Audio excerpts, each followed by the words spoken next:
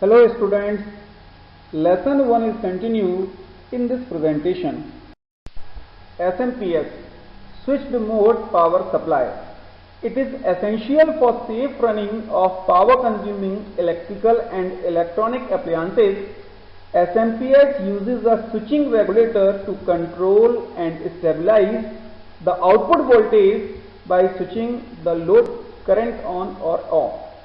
As we use the stabilizer at our home to control the voltage, in the same way SMPS play its role in concern to the computer components. Since computer components cannot operate by the high voltage, that is AC current, so it is required to convert alternate current AC to low voltage direct current, that is DC. SMPS also contains a fan to release the excessive heat during the time computer is in use. When computer is in working, so all components generate the heat which is reside in the CPU cabinet. So if you want to get this experience, so you can put your hand back to the CPU cabinet, you will see the hot air is there which is released by the fan which is resides in the SMPS. The schematic diagram illustrates this concept. Modem.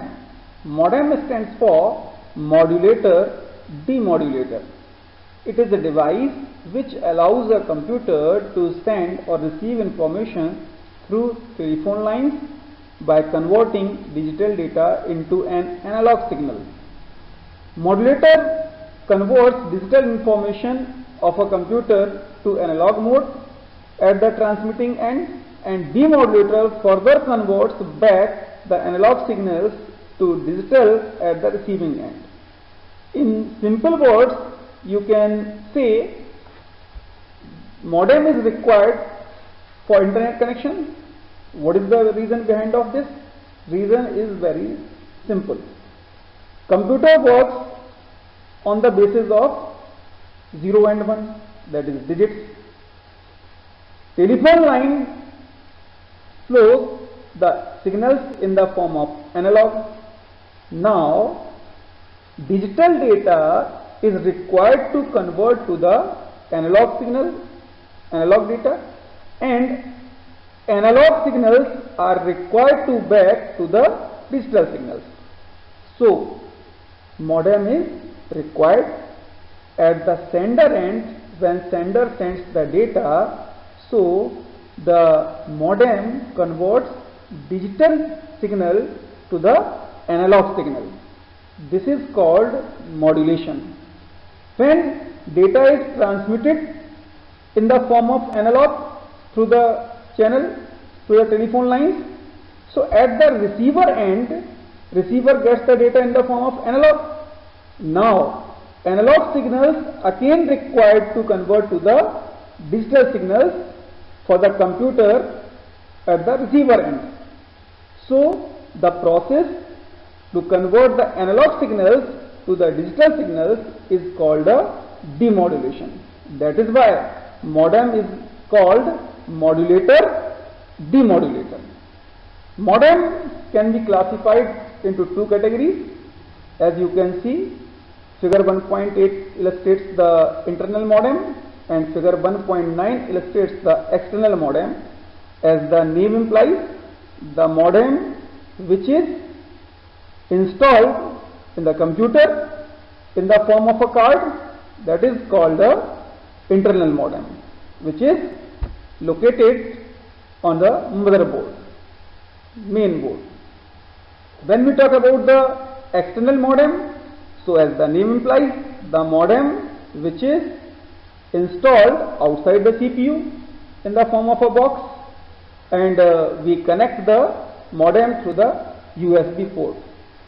The speed of the modem is calculated in terms of bits per second and kilobits per second. PC card modem. PC card modem is specifically designed for laptops and handheld computers. It is similar to the size of a credit card and fits into the PC card slot on notebook and handheld computers. Since notebook or laptop, these are the small devices as compared to the desktops. So the modem of long size cannot compatible with the small device. That is why PC card is used for the same. And in this connection, no need to use any cable to provide the connectivity with the telephone lines. One can easily remove this modem when it is not required, and whenever is required you can again use. Next is heat sink. A heat sink is an electronic device which is designed to disperse the heat generated by the CPU. As I already told you, when computer is in working, so all components when they are working, so heat is generated by the processor. Heat sink is the important part which normally use a fan to keep the processor cool. It is commonly used in all CPUs and used to refrigeration and air conditioning systems, graphic processing system and video card processors. The figure 1.11 shows the picture of heat sink. Next is ports. A computer port is a slot on the motherboard that acts as a point of connection between a computer and an external device. When you have to connect the mouse, printer, monitor, keyboard to the computer, how can we do it? So we need a port, we need an interface to provide the physical connectivity. For this, ports are used. There are several types of ports, as you can see given in the slide, which are used to connect various external devices to the computer. Now let us take one by one. First is serial port. The figure of the serial port is also you can see. It transmits data one bit at a time over a single wire. As you can see, there are number of pins and each pin transmits data one bit at a time. It is used for devices that do not require high speed transmission like keyboard, mouse, and serial port is also used to connect modems. Since modem is one of the communication device, that is why such port is also known as communication port. Next is parallel port. It transfers several bits opposite to the serial port. It transfers several bits of data together at one time. In case of serial port, transmits data one bit at a time.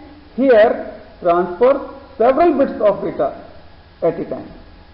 It is used for devices that require high speed data transmission like printers, scanners, CD writers, hard disk devices, etc.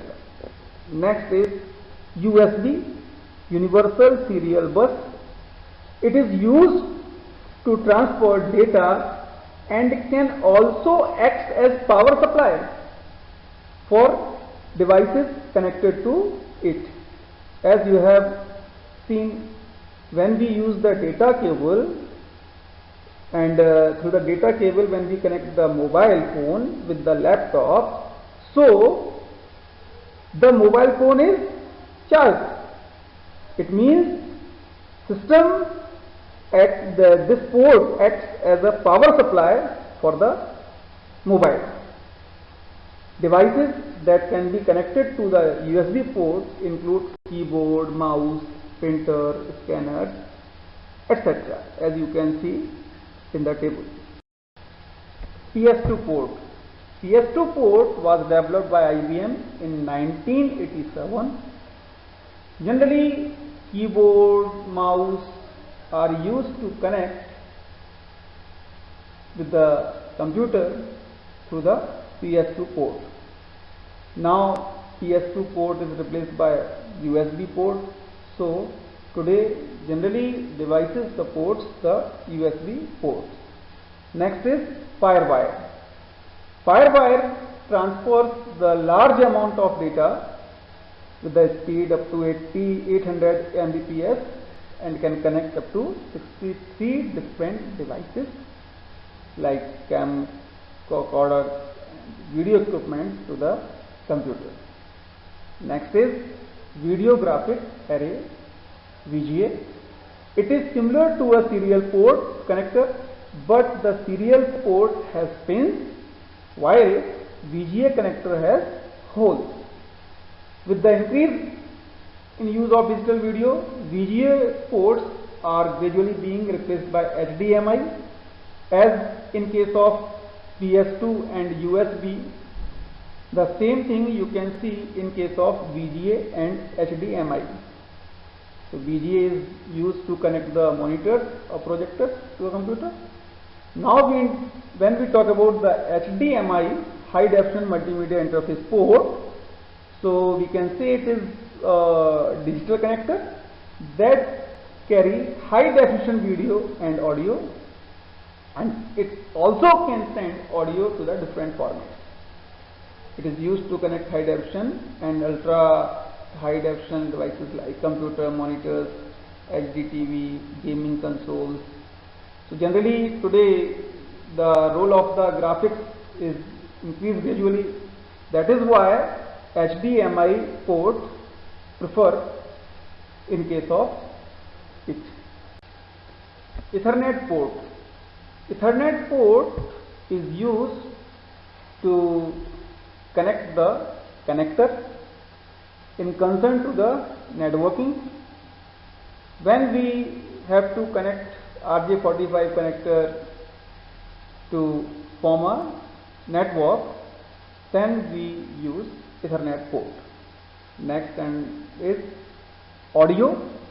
You can see there are 3 ports, and according to the color combination generally we go through line in, line out and mic port.